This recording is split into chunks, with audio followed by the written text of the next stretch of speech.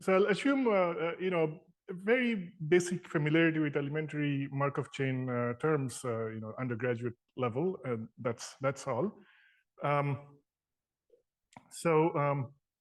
So let x0, x1, etc. be a time homogeneous stationary Markov chain in a finite state space S, and let P be the transition matrix of the chain, and let mu be an invariant probability measure of the chain so that it puts positive mass for at every point. And usually, we'll take it to be the unique invariant measure, so we'll not go into any further complexities with that. So this measure defines an inner product on c to the power s in the usual way. So the inner product of two functions f and g is just summation over x, fx, gx bar times mu x. So that's an inner product. And the chain is said to be reversible if P is self-adjoint with respect to this inner product. Okay. So that's those are reversible Markov chains, and a lot of the literature on Markov chains focuses on reversible chains because they have various nice properties. In particular, if they're self-adjoint, then there is a diagonalization, and which is very useful. So if the chain is reversible, then P has eigenvalues, lambda 1, lambda 2, up to lambda, the size of S. And these are repeated by multiplicities. And the largest eigenvalue is 1. And the smallest one is bigger than or equal to -1. Okay, so that's a nice property of reversible chains. You can prove that. And the spectral gap is defined to be 1 minus the second largest eigenvalue. So that's the spectral gap of Markov chain, of a reversible Markov chain. And there is also this notion of absolute spectral gap, which is 1 minus the second largest magnitude of the eigenvalues. So that is maximum of lambda 2 and the absolute value of lambda s. So the absolute spectral gap also comes up. And in particular, this is not an important distinction because you can make the chain lazy. So suppose you decree that it stays where it is with probability at least a half for every x, and the chain is sometimes called strongly aperiodic. And any chain can be made strongly aperiodic by decreeing that at each step it stays where it is with probability half and moves according to the original chain otherwise. So that's basically replacing the transition matrix P by I plus P over 2. And in that case, all the eigenvalues are non-negative, and therefore the spectral gap is equal to the absolute spectral gap. Okay, so there is not a real distinction between the two. The relaxation time of the chain for reversible chain is defined to be 1 over the absolute spectral gap. Okay, the inverse of the absolute spectral gap, and that's an important quantity for Markov chains. So what is the relaxation time? For reversible chains, the relaxation time can be characterized as a time required for decorrelation of two L2 functions. So what does it mean? So suppose you have a stationary reversible Markov chain with invariant distribution mu and relaxation time tau rel. Then for any two real valued functions, f and g, which are in L2, the correlation between fx0 and gxn, so the correlation in the sense of Pearson correlation, which is, if you have two random variables, the correlation is the covariance divided by the product of the standard deviations, the usual thing. But don't worry, if you have forgotten the definition, we won't need it further. But anyway, the correlation is bounded by 1 minus 1 over tau rel to the n. And moreover, equality is attained if we take f and g both equal to the eigenvector of P corresponding to the eigenvalue with the second largest magnitude. And therefore, this is exactly the time, n equals tau rel is exactly the time when this starts getting small. Okay, in the worst possible choice of f and g. So it's a time for decorrelation of L2 functions. That's the relaxation time. And then there are many, many other things. So the spectral gap and the relaxation time have many other important properties, and they're central to the analysis of reversible Markov chains. So they come up everywhere, in particular in CS, in expander graphs, which are very important. So the spectral gap is a central object. Now, the question is, what about spectral gap for non-reversible chains? If the Markov chain is not, the transition matrix P is not self-adjoint, then, how do you define spectral gap? So there have been many attempts at defining the spectral gap for non-reversible chains, but none that is widely accepted. There is not a standard definition of spectral gap for non-reversible chains. So in particular, just as an example, one popular definition that people use sometimes is 1 minus the second largest singular value of P. So how does this come up? So for example, if gamma denotes the spectral gap, then the chain has a contraction property. So what it has is that if you take any F, which has mean 0 with respect to the invariant measure, then the L2 norm, so this denotes the L2 norm, the L2 norm of PF is less than or equal to 1 minus gamma times the L2 norm of F. So it is contracting, which means that at every step it's getting a little bit closer to the invariant distribution. And however, the problem is that, okay, this is a nice property, and in many chains have this kind of nice spectral gap, but it may lead to misleading pictures. So I'll give you an example where, right away. So before I go to the example, any questions about this notion of spectral gap that people use?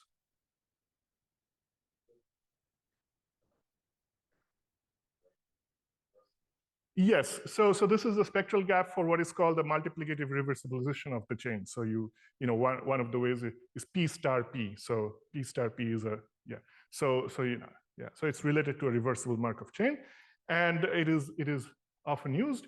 However, consider this example. So there is this chain called the Chang-Diaconis-Graham chain, is a Markov chain on the discrete circle Z mod NZ, which proceeds as follows. So you have xi plus 1 is 2 times xi plus a random variable, which is either -1, 0, or 1. Okay, so you take this walk on the circle, which at every point you just take the point, multiply it by 2 mod n, okay, and then you do a little walk, little step. So if you consider the second largest singular value of P, this is actually like 1 minus c over n squared, for some constant c. And therefore the relaxation time, so the spectral gap according to the previous slide is like 1 over n squared, and the relaxation time is of order n squared, just like a simple random walk on the circle.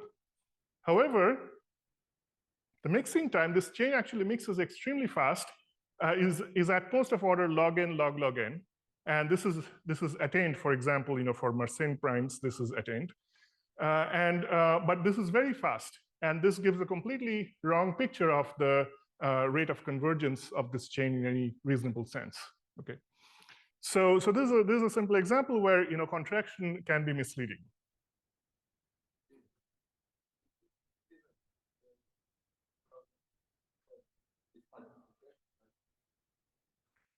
So what happens if you do, let's say, P star? Okay, so you apply P, then you apply P star.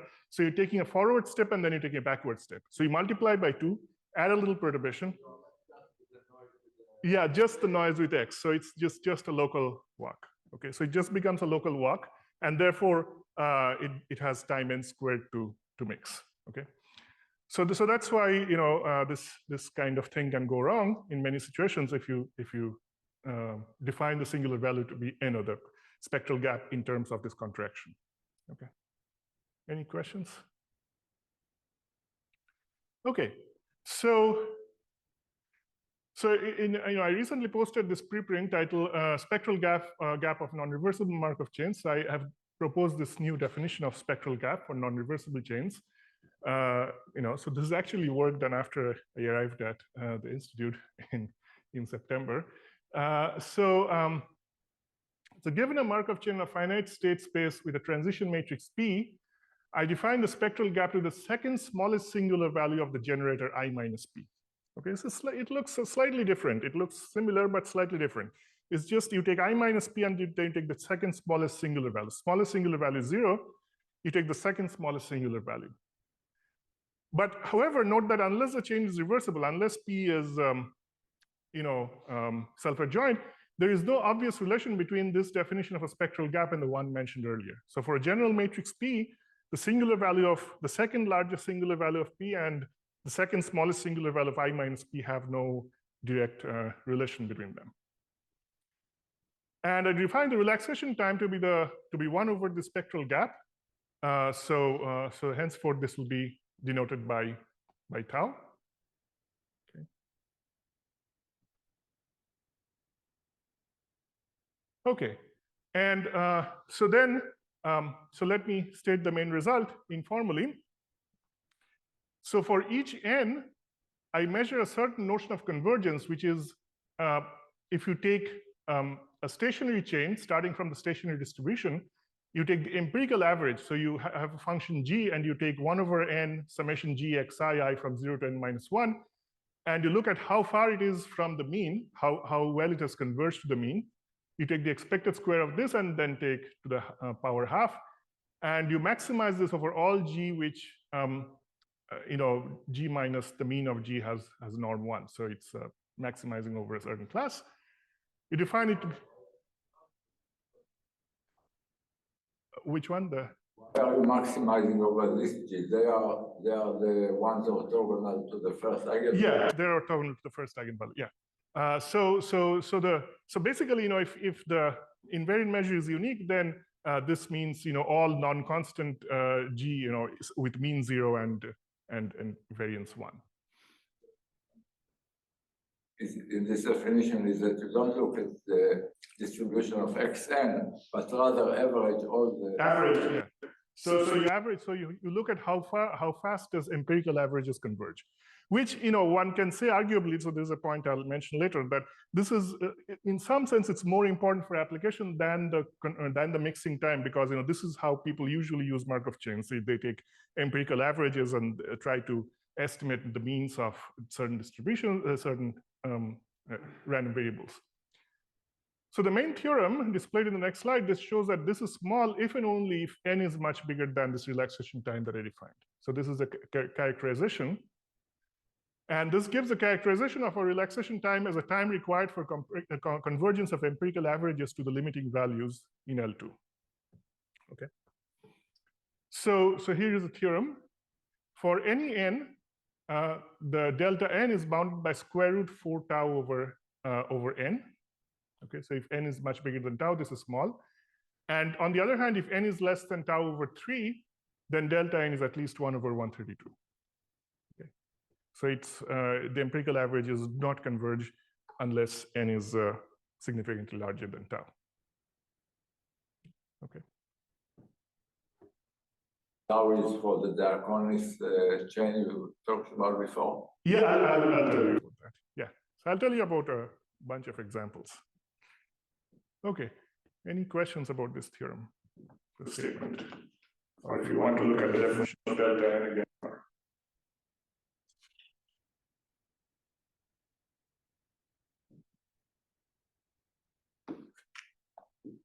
Can you show the definition of delta n? Yeah. Here's the definition. So you look at the L2 norm difference between the empirical average starting from stationarity to the target value, and you take supreme over all g with basically with mean 0 and variance 1. Results about starting in a worst case point. So I do not have in this preprint. One can develop a theory for that, but the results I'm going to show today is then you cannot look at the smallest second smallest singular value. So that's like the difference between looking at spectral gap versus mixing time, and you have to develop the theory in a different way using a different kind of notion. But the spectral gap of reversible chains, the bounds hold no matter where it's bounds over. So relaxation, the convergence to the limiting distribution. Yeah. Yeah. So you can start anywhere. Although the bound that you obtain, if you start anywhere, then you have this denominator of the probability that comes in. Yes. Yeah. So that you can do a similar thing in here also, denominator of the probability, because this is just a sum over all starting states. So you can do the same thing. Okay. So here is the theorem. Okay. Okay. So first of all, a point is that contraction is not necessary. So consider this very simple Markov chain in a circle, which always moves one step to the right. So xi plus 1 is always xi plus 1 mod n. Okay. So this chain never mixes. Okay. So it's always moving one step to the right. And in particular, P is not contracting and correlations don't tend to 0, but the relaxation time, according to our definition, is of order n. And this, makes sense because the empirical averages converge whenever you have taken much more than n steps, because it's just circling over all points. So if you keep taking averages, the averages will converge if you take many times more than n steps. So, so the second smallest singular value of this transition matrix is like 1 over n. Okay. So, so here is the Chang-Diaconis Graham chain. In the preprint, it's shown that this relaxation time for this chain is of order log n up to constants whenever n is a prime. So you can give upper and lower bounds.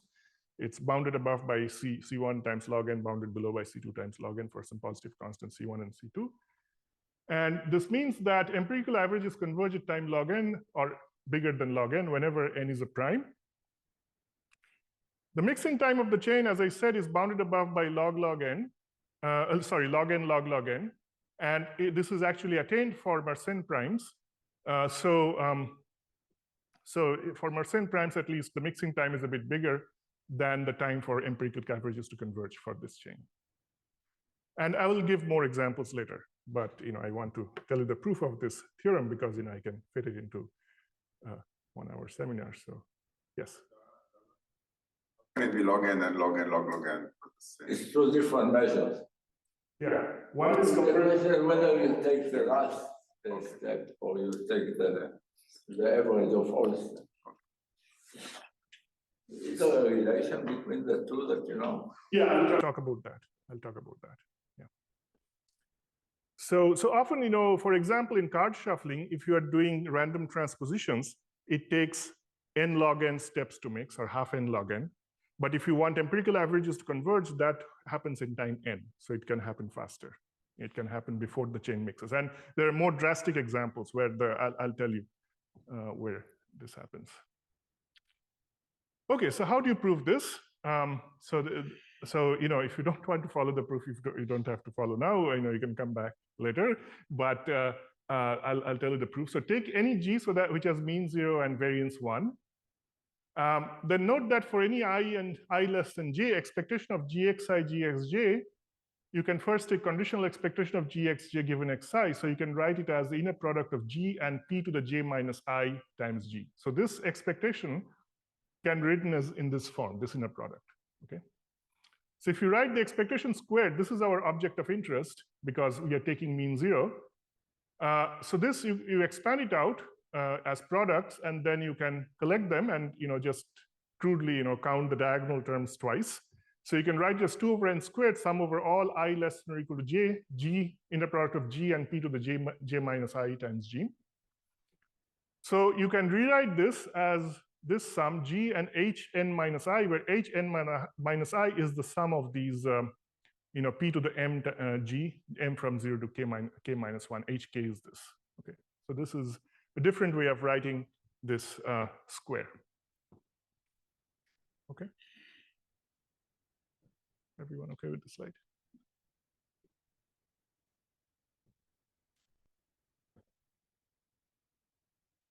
Okay, so well, I minus p came in, right? The definition that we are looking at.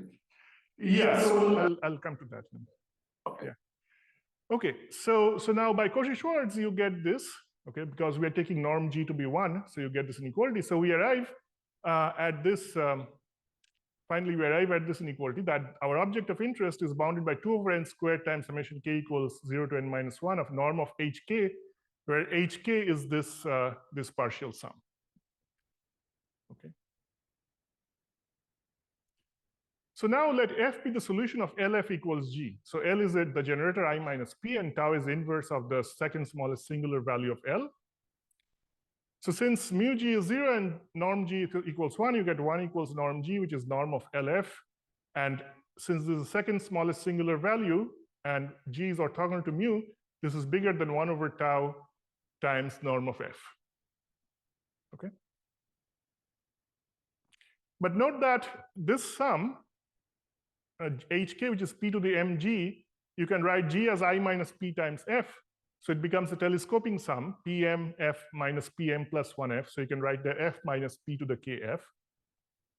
And then very simply, you have that hk is bounded by norm f plus p, norm of p to the kf, which is bounded by 2 times the norm of f because p is a contraction, I mean, in the mild sense. And then this is bounded by twice tau. So for any k, this is bounded by twice tau. So remember, k is this sum. So somehow this is the main inequality. So this allows us to replace contraction by cancellation. So what happens is that Pm of G may not be going to 0, but there's enough cancellation so that for any k, this thing has norm bounded by twice tau. Okay, so there is, even though Pm of G is not going to 0, you have this cancellation. So you replace contraction by cancellation, and you get this inequality, and then you have this. Okay, so you had this original inequality, you bounded by this, and so it's just 4 tau over n. So this is, this is the upper bound. Okay, so also for deterministic, yeah, also for deterministic processes, you have this convergence. So you don't really need. There should be, and for that one needs to generalize first to to continuous processes. I am doing it all in a finite state space, so it becomes much more interesting if you have on a continuous process. Yeah, so you can do that, and you can, if you can understand the singular values, you can understand rate of convergence in empirical processes. So I haven't written up any of that, but you can have convergence of very simple ergodic processes, like if you do 2x mod 1, that kind of map. So you can figure that out, that kind of thing. But I'll have to work on that. Okay, so this proves the upper bound. Now the lower bound is a bit more tricky. So how do you get a lower bound? This is good, it gives the upper bound. So here is the lower bound. So what you start with is you start with any f that minimizes norm of LF subject to these constraints.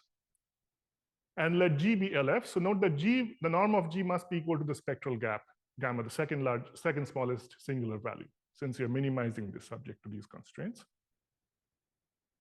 Now you define these two functions, un and vn, for any n. You define un to be f minus the average of pkf from k equals n to 2n minus 1, and vn to be just this, whatever you're subtracting from f. Okay, so there is a reason why I'm doing this. So for any n, norm of f is 1, which is norm of un plus vn, which is bounded by norm un plus norm vn. And recall that delta is this. So another way of writing delta is the supremum of this norm's expected value squared to the power half over all h which have mean 0 and variance 1. So this is your delta n. So recalling that, okay, so any questions about the notation here? No, so I'll use this in the next slide. So please, if you don't remember, ask me to go back. So un, you see, un is this difference. So you can bring the f inside the sum, and you can write un as this average. Now this term you can write as a telescoping sum like this, but y minus pf is g, so this becomes g, and this is your hk, what I defined before. So it's this average of hk, k from 1 up n up to 2n minus 1. But since Pm of G is just conditional expectation of Gxm given x0, the norm of hk, you now deal with the norm of hk in a different way. The norm of hk is this, and it's upper bounded by G of xm because of this relation.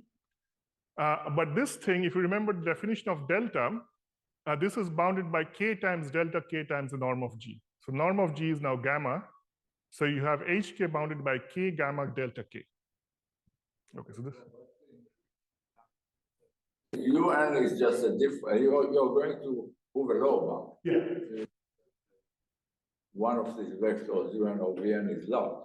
Yes. Yeah. So you want to show that either one or the other? No. So what I want to show is that delta n is not small if n is comparable to tau, let's say, tau or smaller. So I want an upper bound. I want an upper bound on 1 in terms of gamma times something like gamma times delta n, so that n times gamma times delta n, so that if n times gamma is not large, then delta n cannot be small. I want something like that. So so you have this k gamma delta k. So you plug that in over here, and you get the norm of UN is bounded by twice n gamma times the maximum value of delta k between n and 2n minus 1. Okay. So this is one part. So if we only had UN, if f was equal to UN, this would prove the claim that if delta n, if n gamma is not large, then delta n cannot be small because UN is at least 1. But there is another part, Vn. So that is also easy. So Vn is this. And then you write it as difference, so you just apply triangle inequality. And again, you apply the delta trick. So this is bounded by delta 2n times norm of f plus delta n times norm of f. So this is less than 3 times the maximum of delta n and delta 2n, since norm of f is 1. So when you combine these two things, you get 1 is less than norm un plus norm vn, which is 2n gamma times the maximum delta k between 1 and 2n minus 1, plus 3 times max of delta n and delta 2n. So you combine everything, you get 2n plus 3 times the max of delta k between n and 2n. So in particular, if n is less than 4 tau, the number of steps you have taken is less than 4 times the relaxation time. So if n is less than 4 tau, then this is bounded by 11, which means that there's some k between n and 2n, so the delta k is bigger than 1 over 11. So this already proves the claim that you do not converge. But then I wanted something saying there, instead of saying there exists a k for all k, so then you apply, I'll not go to the details, so you can show that delta n satisfies a kind of subadditive inequality, and then combining with this fact, you can show that if n is less than tau over 3, then delta n is bigger than 1 over 132. But the main step is this, that if n is less than 4 tau, then there is some k between n and 2n where delta k is bigger than 1 over 11. Okay. Okay. Any questions about this proof? Any concrete chain for which you obtained this law? So this was a general argument. You took a minimizer, but do you know what the minimizer looks like? What is a really bad chain that doesn't converge unless you? Yes, I'll talk about several examples. So yeah, I'll go into these examples. Okay, so you have this result that this relaxation time exactly characterizes these this convergence of empirical averages. So here is an example, local random walks on a torus. So take any d, you take a set of non-negative real numbers that sum to 1, p from p minus d to pd, and you consider a chain on this torus, which takes independent steps as follows. You remain where you are at probability p0, and you go to xn plus or minus ei with probability p plus or minus I. So from each point, you go to either one of its neighbors or stay where you are, and the probabilities are all arbitrary. Okay. So, and we assume that for every I, pi plus p minus I is positive. Otherwise, there is no way of going in the ith direction, and the chain is not irreducible. And if you assume this condition, then the chain becomes irreducible. And then the uniform distribution on the torus is the unique invariant measure for this walk. So assume. So it's not hard to show that the mixing time of the chain is of order n squared for any choice of pi satisfying these constraints. So the mixing time is always of order n squared for this chain. However, the relaxation time is more interesting. So the relaxation time is at most of order n squared. It cannot be worse, the mixing time. And moreover, if d equals 1, then tau is of order n squared if the chain is reversible, and of order n if it is not. So as soon as you make it irreversible, it becomes order n. So for example, if you take the walk which stays where it is with probabilities half and moves one step to the right with probability half, then the relaxation time is of order n. If d is 2 or more, then it becomes more interesting. So then if you have pi equals p minus I for some I, or if this difference is a rational number for at least 2 different i's, then tau is at least of order n squared. So it doesn't become better just by making it non-reversible. Okay. So the question is, can this be made better than n squared with some choice of pi's if d is 2 or more? Okay, so that's a question that one can ask. Can you have faster convergence of empirical averages than the usual n squared if you have if d is 2 or more? Or rational is because you stay on a line for a long time until you move to an adjacent line in space. Yeah, sort of something like that. But the proof is is just analyzing the singular values of this chain. So that's how the proof goes. If I have time, I will sketch the proof of the next thing. So for any d and any choice of pi's, so here's a lower bound. The relaxation time is at least of order n to the 2d over d plus 1. So this is the best that you can make it. And moreover, for almost every choice of pi's with respect to Lebesgue measure on the simplex, for almost all measures, we sort of attain this bound. So it's n to the 2d over d plus 1 plus little o of 1 in the exponent, so as n tends to infinity. So it almost attains this bound if you have generic pi's. But then what about an explicit choice? So here is an explicit choice. So in 2 dimensions, let alpha be an irrational algebraic integer of degree 2, such as 1 over root 2. And you consider the walk which moves either one step up with probability 1 minus alpha or one step to the right with probability alpha. Then the relaxation time, according to our definition, is of order n to the 4/3, matching this. So d is 2, so n to the 4/3. So there's an explicit choice. So you cannot do it with rational probabilities, but if you go to a little bit irrational, you're just degree 2 algebraic number irrational, then you can have this n to the 4/3.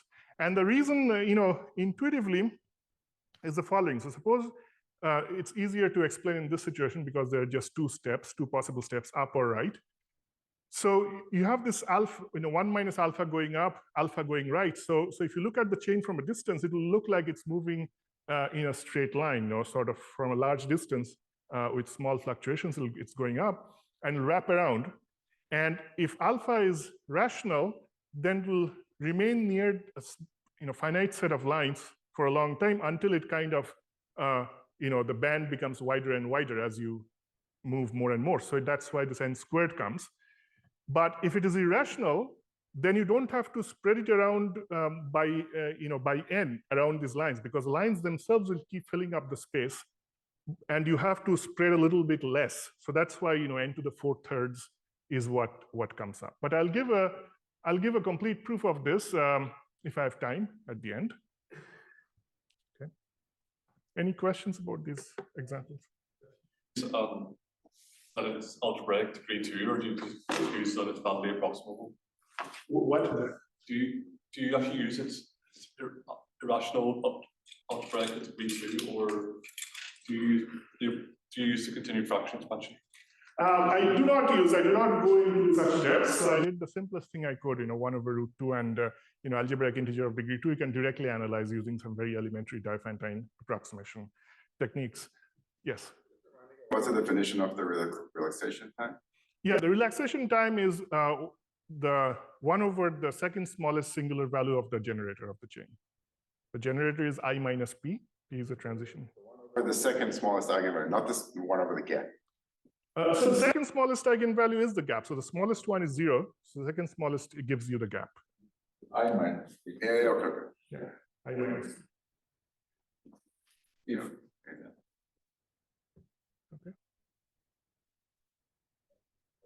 this means in particular that the average of this length of a walk will be the uniform Weierstrass theorem.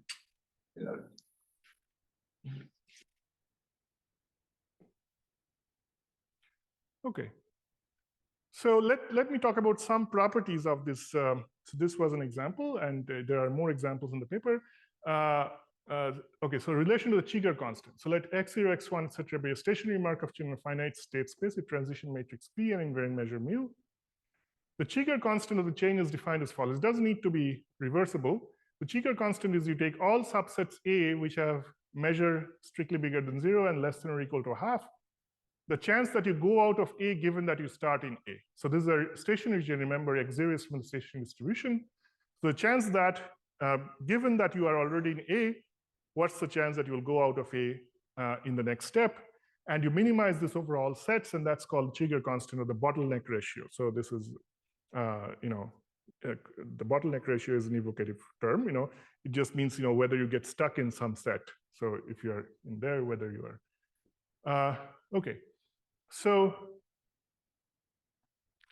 So a famous property of the Cheeger constant is that if the Markov chain is reversible with spectral gap gamma, then it satisfies this pair of inequalities. And equalities are attained on both sides up to constants. So you cannot make this better, these powers. So this is useful in many contexts, using the Cheeger constant to understand spectral properties, the mixing properties of the Markov chain. And here is the analog. So with this definition of spectral gap for a general Markov chain, the second smallest singular value, you have with the same definition of the Cheeger constant, okay? You have this set of inequalities, okay? And no other definition of spectral gap for non-reversible chain satisfies this kind of relation to Cheeger constant. So in some sense, this and there are other pieces of evidence in the paper that this seems to be the right thing to look at in some sense. So it satisfies this, this relation with the Cheeger constant. And the proof is quite different because one can no longer work with eigenvectors. So typically, proofs of the Cheeger constant come from using these eigenvectors, but you cannot really work with eigenvectors in this case. There is a relation to the mixing time. So the total variation distance between two probability measures, mu and nu on a finite set, is defined as follows: mu minus nu TV is the maximum of the difference between mu a minus nu a, over all sets. And the mixing time, given some epsilon, typically in epsilon is taken to be some fixed number like 1/4.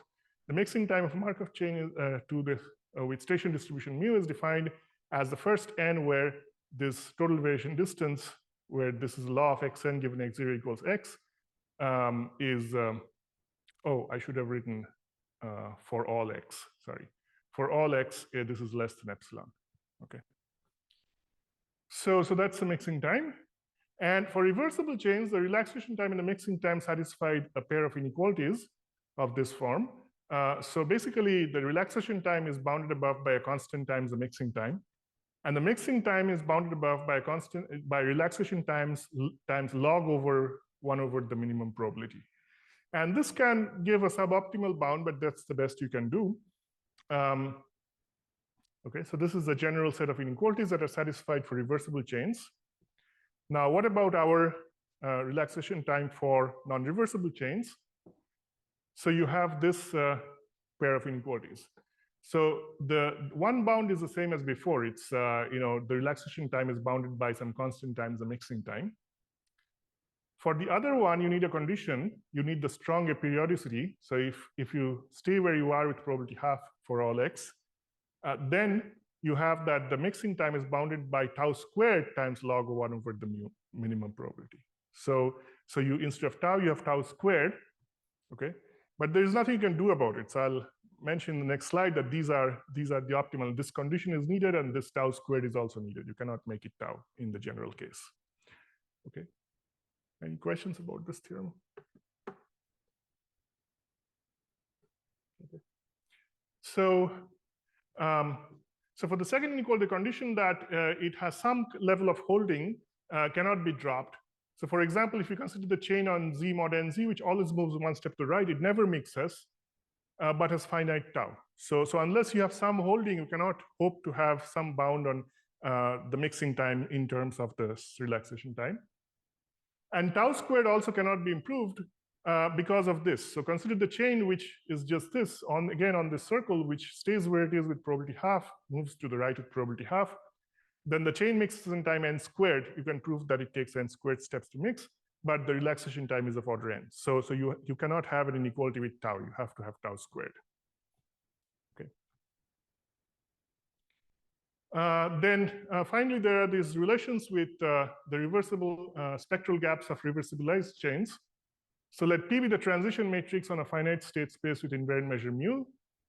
Let P star denote its adjoint with respect to the inner product induced by mu. The multiplicative reversibilization of this chain is the reversible Markov chain with the transition matrix P star. And the additive reversibilization is half P plus P star. And these chains are often used to analyze non-reversible chains. So it's not hard to show that P star, A, and M are all Markov transition matrices, and mu is an invariant measure for all three. So here is the relation. So let gamma be the spectral gap of according to our definition, and let gamma m and gamma a be the spectral gaps of this multiplicative and additive reversibilizations of this chain. Then gamma is bounded by half gamma a and square root of 6 gamma a. And gamma is lower bounded by half gamma m. And moreover, if you have some holding, if you have a strongly aperiodic chain, then you also have this, this upper bound, gamma is less than square root 6 gamma. And these inequalities are sharp, so you cannot make either side better. Okay. So there are these relations you can. There is a quadratic clause. I mean, you could have studied the original definition, let's say, of reversibilized by PP star. Yes, but then you have this gap between these two things, and but somehow the example you started with had a gap for the diaconus Gram-Chang thing. The gap was not quadratic; it was exponential. Yeah, and that is because it has no holding. That's because there is no holding. Yeah. So things can change drastically if there is no holding. Yeah. Yes. So, and add this laziness that you allow to stay. Then the other definitions are also okay. You're saying just not maybe the best. Yeah, they're okay in the sense that you don't know, there is still this difference between this and the square root. And remember, these things go in the exponent so that these square roots can really matter. Sorry, I'm not really in like Markov chains, but you talk about strongly aperiodic, and I take this to mean actually that you don't have any negative eigenvalues, right? Yeah. Like I understand why that's a useful condition to have, but it seems like adding in holding is not the interesting way to get this. Like, yeah. So can you get a similar conclusion if you just have the assumption on the eigenvalues, not by adding the holding? Not really, no, because I'm using some older results. If you have this condition, then the Dirichlet forms satisfy certain relations, and I'm not sure if those relations are satisfied if you just have some condition on the eigenvalues. Okay, so I have to think about that, but it's not immediately clear. Okay, so here's a summary before I'll go into the proof of that 4/3. So I gave a definition of spectral gap for general Markov chains on finite state spaces that reduces to the standard definition in the reversible case. The main result is that this relaxation time defined with the inverse of the spectral gap can be characterized as the time required for empirical averages to converge. So arguably, this notion of convergence is more relevant for practical applications than the mixing time. I have these auxiliary results which show that the spectral gap is related to the Cheeger constant and the mixing time by inequalities that are similar to the reversible case. And examples show that this relaxation time can sometimes be substantially smaller than the mixing time of the chain if the chain is non-reversible. And for details of the proofs and further results and examples and references, see the preprint. Okay. So yeah.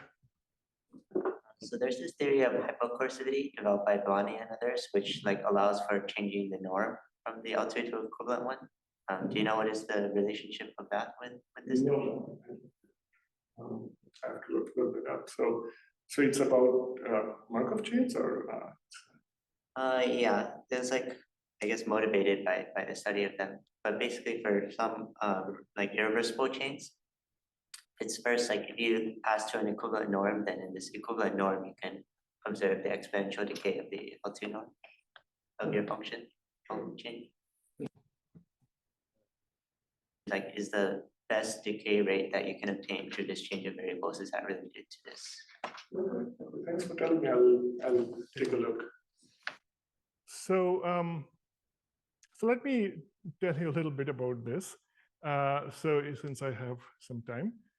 So let alpha be an irrational algebraic number of degree 2, such as 1/√2, and consider the random walk on this, which moves either one step up with probability 1 minus alpha, or one step to the right with probability alpha. And then I'm saying that relaxation time is of order into the 4/3. And recall that this is the inverse of the spectral gap, which is the second smallest singular value of the generator. Okay. So let m be a positive integer to be chosen later. And consider the numbers a alpha plus b times 1 minus alpha, where a and b range over all integers in minus m to m. So these numbers are all between minus m and m because you're just taking a convex combination of two numbers in this interval. And there are 2m plus 1 squared choices of AB, and this can be subdivided into 2m squared subintervals of length 1 over 2m. So therefore, by the pigeonhole principle, there exists some AB and CD distinct so that these two numbers are both in the same subinterval. Okay. And then you let K be A minus C and M be B minus D. So this tells you that there are two integers K and M in this interval, not both 0, such that this linear combination as norm has absolute value less than 1 over 2m. And then you take this particular function on Z mod NZ squared, and then you can check that it has mean 0, norm 1 with respect to the uniform distribution. And Pf of x is this. And if you just expand out use Taylor approximation, you get this expansion. And then you optimize over m. So you take m to be n to the 1/3, which gives you that I minus Pf norm is order n to the minus 4/3, showing that tau is at least of order n to the 4/3. And I'm not using any property of alpha in this in particular. So this holds for any alpha. Choose any alpha, it's at least n to the 4/3. Okay. So, yeah. The distribution is just, I guess, the first eigenvalue of the Fourier sum. Yeah, well, you have to, take some. You fix K and M, sorry. Yeah, okay. Yeah, so you fix some K and M. And a particular. Yeah, you choose a particular K and M using this, and you choose a particular, eigenvector. When you minimize overall eigenvectors, so I minus Pf minimized overall f of this form gives you into the minus 4/3. So you just cannot take the first one. Okay. There is some eigenvector out there which makes it small. Okay, this is a lower bound. Tau is at least of order into the 4/3 for any choice of alpha. Now for the upper bound, there is this chain admits an explicit calculation which shows that the singular values of the generator are exactly these numbers, where K and M are in this range. So to find second smallest singular value, now we want a lower bound of second smallest singular value. So you have to show that all singular values are bigger than n to the minus 4/3. You have to show that for all choices of K and M, this is bigger than n to the minus 4/3. So you do a Taylor expansion and you show that by a second order Taylor expansion to prove this, it suffices to show that if you just take the first two terms from Taylor expansion and work with that, it suffices to show that this thing for all K and M, which are not both 0, it's at least n to the minus 4/3. So you want to show this. So alpha is a irrational algebraic number of degree 2, which means that it solves a quadratic equation with integer coefficients. So you can write alpha as a plus s times square root of b over c, where a, b, c are integers, s is plus or minus 1, b is non-negative, and c is non-zero. So you can write it like this. And since alpha is irrational, b cannot be a perfect square. So take any two integers p and q, at least one of which is non-zero. Since b is not a perfect square and p and q are integers which are not both 0, we must have this difference cannot be 0. Okay. Since this difference cannot be 0, it's an integer, so its norm is at least 1. So then you write it like this, and it's bounded by this, where c depends only on alpha. And this tells you that for any two integers p and q, which are not both 0, this difference is at least 1 over some constant times absolute value of p plus absolute value of q. Okay, this is a diaphragm approximation result that I'm using. And therefore, this thing that is our object of interest, alpha k plus 1 minus alpha m, you can write it like this, and this comes in the form of, this is p times root b plus q. And if at least one of k and m is non-zero, then at least one of these two is non-zero. That is also easy to show. And therefore, this thing is bigger than constant over k minus m plus m. So you get this bigger than 1 over constant over absolute value of k plus absolute value of m. And therefore, this thing, which I want to show is bigger than n to the minus 4/3, if not both k and m are 0. So you get this lower bound, and you get this lower bound from this. And then you apply Young's inequality so that the factors involving k and m cancel out, and you get constant over n to the 4/3. So you didn't say before, but I mean, the reason you use these functions is just that any Markov chain on the torus of the type you define is diagonalized by the discrete Fourier transform. So Yes. just look at the Yeah. So the thing. eigenvectors of the Markov. So the thing that I'm using here critically is that yes, that any local Markov chain of this form, the P is not self-adjoint, but it is normal. And since it's normal, it admits a diagonalization, and therefore you can study singular values. Now, okay, so in this case it works, but there are other examples in the paper where it's not so easy. So there's a Karlschaft example where you have to study it in a slightly different way. But this is very nice that you can do this, and the other results also probably in a similar manner.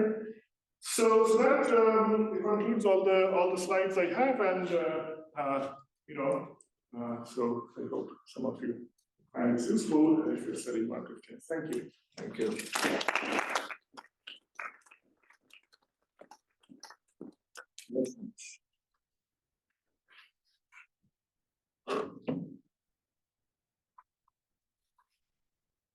Crystal clear.